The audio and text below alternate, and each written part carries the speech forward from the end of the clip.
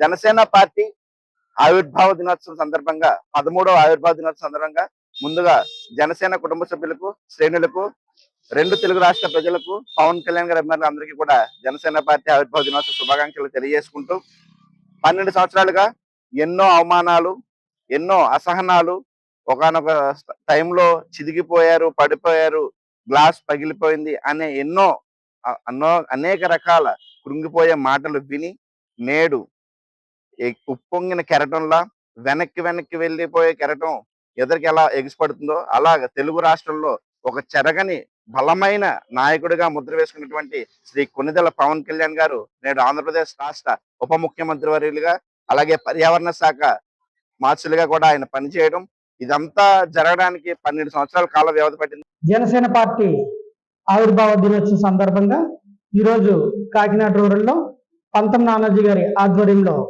గ్రామాన ఒక పండగ వాతావరణంలో జరుపుకోవడం జరిగింది. అలాగే పవన్ కళ్యాణ్ గారు పార్టీ పెట్టి 14 సంవత్సరాల నుంచి ప్రజల కోసం తనకొచ్చే కష్టాజితాన్ని కూడా పార్టీకి ప్రజల కోసం ఖర్చు పెడుతున్నారు.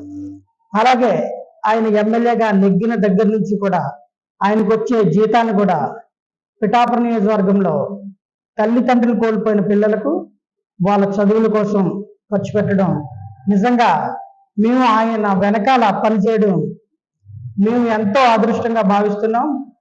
జనసేన ఆవిర్భావ దినోత్సవ శుభాకాంక్షలు. ఇరు తెలుగు రాష్ట్రాల్లోనే కాకుండా దేశంలోనే ఒక ముఖ్యమైనటువంటి నేతగా పేరు తెచ్చుకున్నటువంటి జనసేన పార్టీ అధినేత పవన్ కళ్యాణ్ గారు ఈ రోజుకి 12 సంవత్సరాలు కంప్లీట్ చేసుకుని 13వ వసంతంలోకి అడుగు పెడుతూ ఉన్నాం. కానీ ఇక్కడ అంటే ఫస్ట్ స్టార్టింగ్ రోజు నుంచి కూడా పార్టీ ఆవిర్భావం నుంచి కూడా 2014 నుంచి ఈ రోజు వరకు జర్నీ చూసుకుంటే కనుక ఎప్పుడు కూడా ఆయన స్వార్థ ప్రయోజనాలు, తన సొంత ప్రయోజనాల కంటే కూడా రాష్ట్ర ప్రయోజనాలు, దేశ ప్రయోజనాల కోసం మాత్రమే పనిచేస్తూ ఉన్నారు.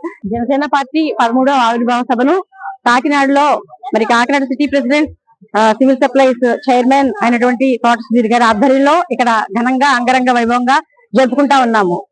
జనసేనని 2014లో ఈ పార్టీని స్థాపించి ప్రశ్నించడం గురించి పుట్టిన ఈ పార్టీ ఈ రోజు పరిపాలన సంక్షేమాన్ని అందించే దిశగా అభివృద్ధి ప్రస్థాన్ని మనం చూస్తా ఉన్నాం.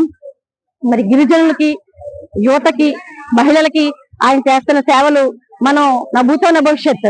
పవన్ కళ్యాణ్ గారు ఆయన సొంత ధనాన్ని కూడా వెచ్చించి ప్రజలకు సేవా కార్యక్రమాలు, రాష్ట్రానికి అభివృద్ధి పదంగా దిశగా తీసుకెళ్తా ఉన్నారు.